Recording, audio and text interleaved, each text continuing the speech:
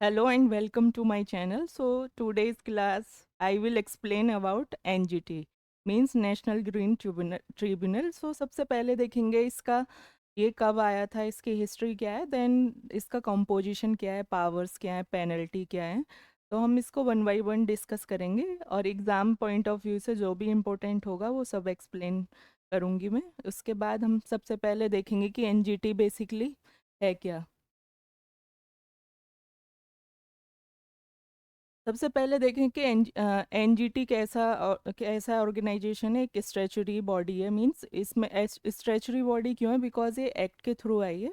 अब बात करें कि ये अपने उसमें कब आई थी, मींस ये एस्टेब्लिश कब हुई थी, तो 2010 में हुई थी। अगर बात करें कि ये कौन से 5 ईयर प्लान में आई थी, तो 11th 5 ईयर प्लान में आई थी।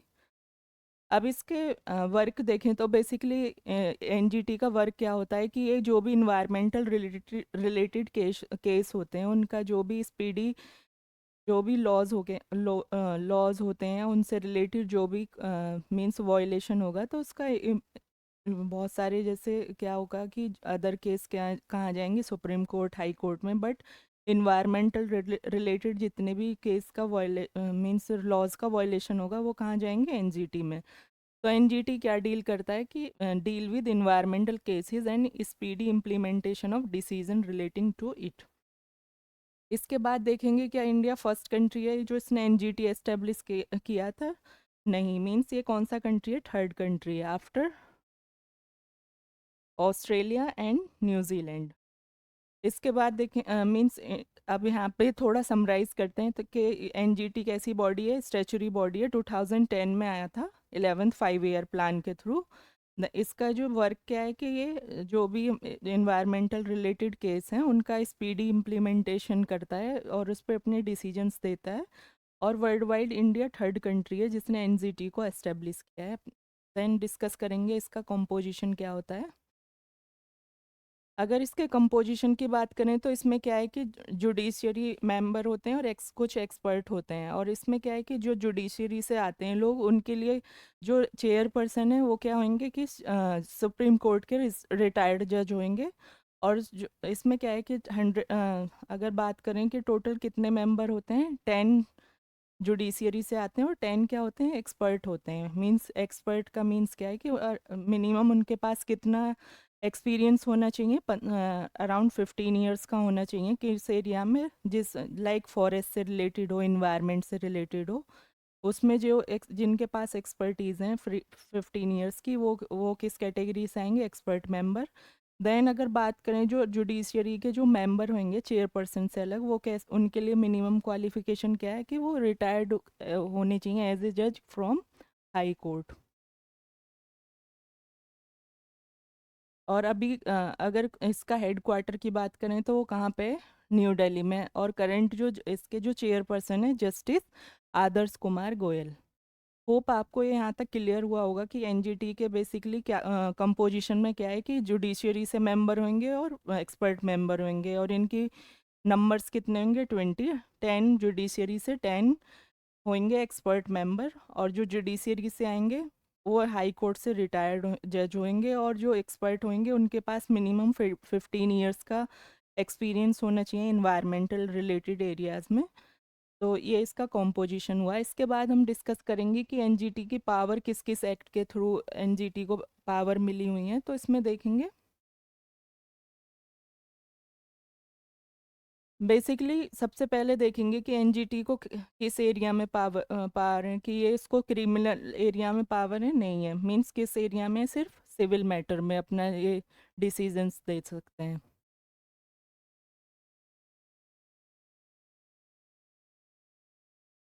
देन अब बात करते हैं कि कौन से प्रिंसिपल को फॉलो करते हैं। Means high court, supreme court, CrPC जो कि 1908 में आया था उसको फॉलो करते हैं। बट एनजीटी किसको फॉलो करता है, प्रिंसिपल ऑफ नेचुरल जस्टिस।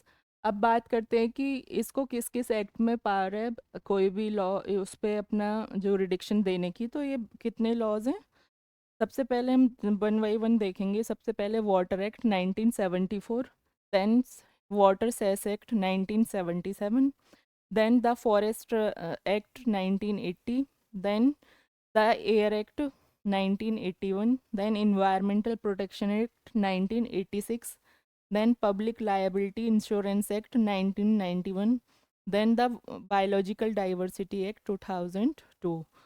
तो ये कहाँ हमने कितने एक्ट यहाँ पे डिस्कस किए हैं? 7 एक्ट। मीन्स जो एनजीटी को कितने एक्ट पे अपना जुरिडिक्शन देने का राइट है? 7 पे। किन मैटर्स में? Related to civil matters. और किसको फॉलो करना है? प्रिंसिपल ऑफ नेचुरल जस्टिस को फॉलो करता है एनजीटी। इसके बाद देखेंगे कि कौन कौन से एक्ट है जिस पे एनजीटी अपना डिसीजन नहीं दे सकता।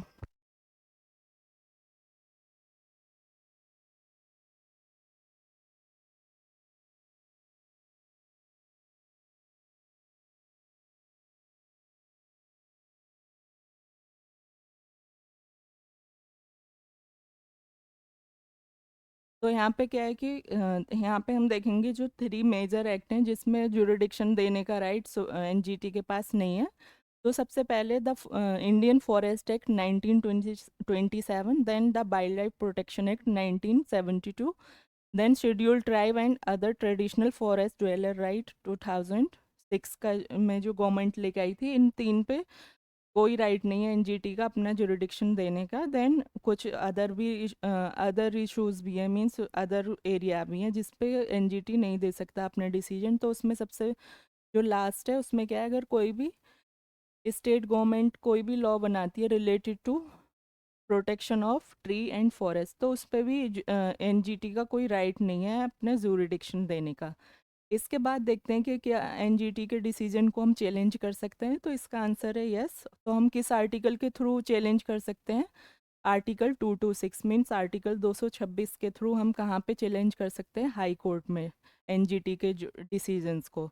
बिकॉज एक स्टेचुरी बॉडी है, इसको इसलिए चैलेंज कर सकते हैं अपने इंडियन कॉन्स्टिट्यूशन के थ्रू। देन इसके बाद देखते हैं कि एनजीटी की पेनल्टीज़ क्या क्या हैं। तो सबसे पहले इसमें इम्प्रिजनमेंट कितना हो सकता है? 3 इयर्स का। और फाइन कितना हो सकता है? टिल 10 करोड़। एंड अगर ज़्यादा सिवियर केस है तो इसमें क्या होगा कि हम एनजीटी दोनों भी दे सकती है, मीन्स जेल भी हो सकती है और आपको फ़ाइन भी देना पड़ेगा। और ये फ़ाइन सिर्फ मीन्स टिल 10 करोड़ लिखा है, बट इससे ज़्यादा भी हो सकता है अगर बहुत ज़्यादा एक्सट्रीम लेवल पे कोई वॉयलेशन करता है। इन जो भी हमने एक्ट पढ़े थे उनका वॉयलेशन करेगा तो इनसे ज़्यादा अमाउंट का भी उनके पास उन पर फाइन हो सकता है। तो अब इसके बाद डिस्कस करेंगे क्या एनजीटी की कितने प्लेस पे सिटिंग्स होती हैं, मतलब करेंटली इंडिया में। तो ये हैं 5। बेसिकली एनजीटी की 5 जोन है जहाँ पे वो उसकी सीट्स हैं। अब ये कौन कौन सी हैं तो हम देखेंगे। तो बेसिकली ये किस बेस पे डिवाइड है? नॉर्थ, साउथ, ईस्ट, वेस्ट और सेंट्रल जोन। तो अगर इंडिया को देखें तो सेंट्रल जोन सबसे पहले नॉर्थ जोन में नॉर्थ जोन में कौन सी इनकी प्लेस आता है? दिल्ली। देन सेंट्रल जोन में भोपाल, ईस्ट जोन में कोलकाता, वेस्ट में पुणे, देन साउथ जोन में चेन्नई। तो अब अगर देखें तो नॉर्थ में दिल्ली हो गया, सेंट्रल में भोपाल हो गया, ईस्ट में बात करें तो कोलकाता, देन वेस्ट में बात करेंगे तो Pune, then south one Chennai.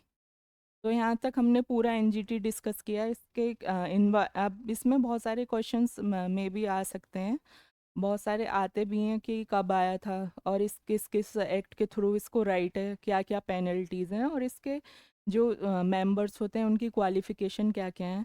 और अगर मेंबर्स की बात करें कि इनका ड्यूरेशन कितना होता है, तो जुडिशरी से जो मेंबर आते हैं और एक्सपर्ट्स होते हैं इनका 5 ईयर का एक्चुअली इन टाइम पीरियड होता है। और एक और इनके इससे रिलेटेड जो एक और फैक्ट है कि इनका रीअपॉइंटमेंट नहीं हो सकता।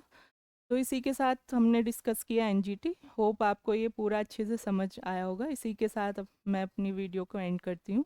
Thank you so much for watching.